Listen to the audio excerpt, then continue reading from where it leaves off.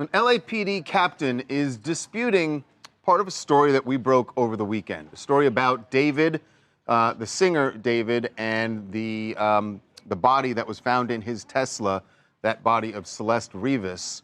And the part of our story that we broke over the weekend was that, that the remains of Celeste were partially frozen when they were found in the Tesla. This was back in early September, first week in September, when they discovered this when David's car had been towed to an LA tow yard.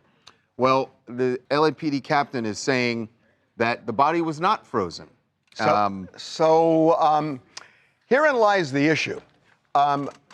We have a very well-connected source connected to the medical examiner, the LA County medical examiner, which currently has the body.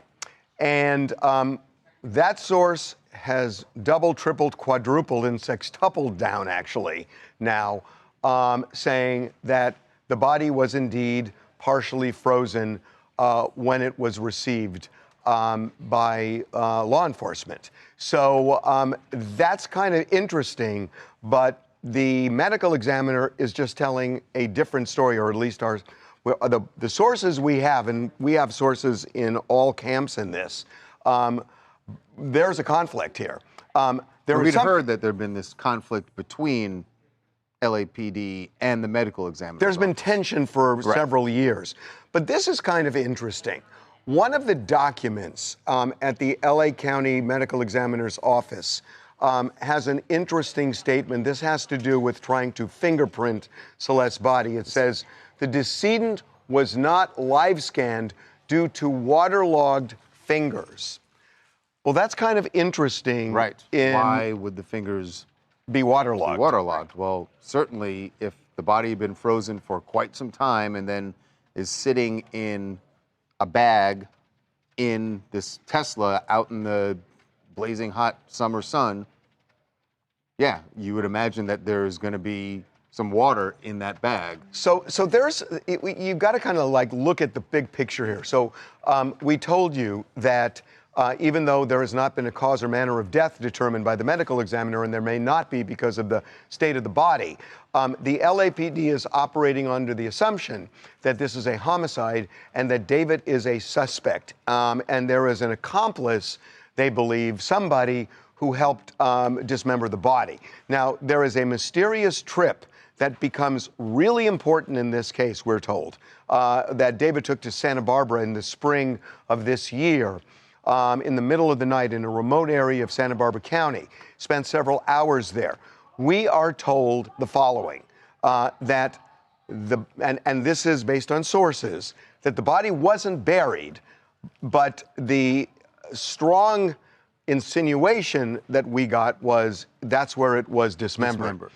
So what happened to the body between the spring, if this is true, between the spring of this year and September, when the body was discovered in the car? Right. I mean, if this just a theory, I think that it would make sense if they went there just to not have a mess, and that's when they dismembered it, and then it was in a freezer for a long period of time, and then it almost points to it must have been frozen. And I understand the LAPD captain is disputing this, but our sources insist 100% it was frozen, and that completely makes sense. Partially frozen when the body came to the ME's office. It also makes sense with the state of decomposition, right? I mean, from spring to when it's discovered in September, when the body is discovered, they say it's in a state of decomposition, but the waterlogging, all that stuff indicates frozen at some point, whether frozen when they actually pull it out or not, because the state of decomposition of a human body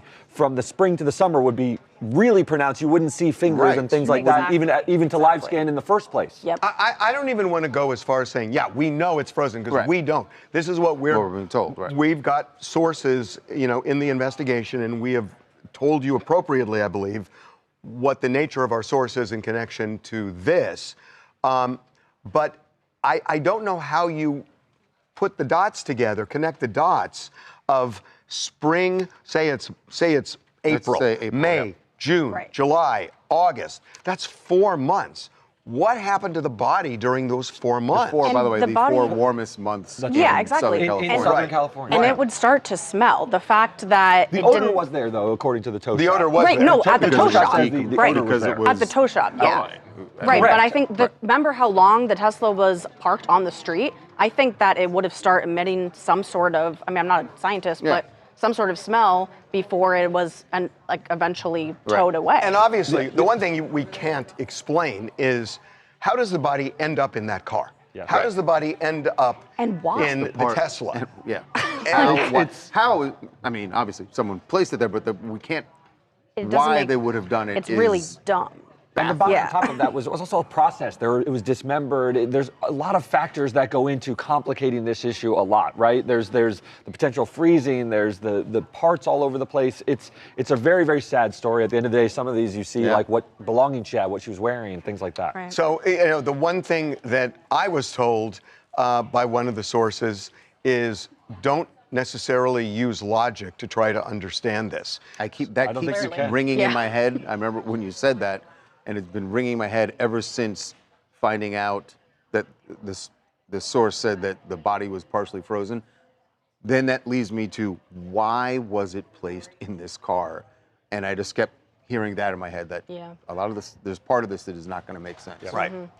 Hi, my name is Brianna Nunley from Orlando, Florida. When I heard him say this isn't going to make logical sense, that makes a lot of sense to me as like an independent pop culture journalist, because when you hear the way that fans are speculating about this death and this loss for the family, a lot of it goes back to the lyrics, his music videos, and how he makes it very clear in his songs what he did to her.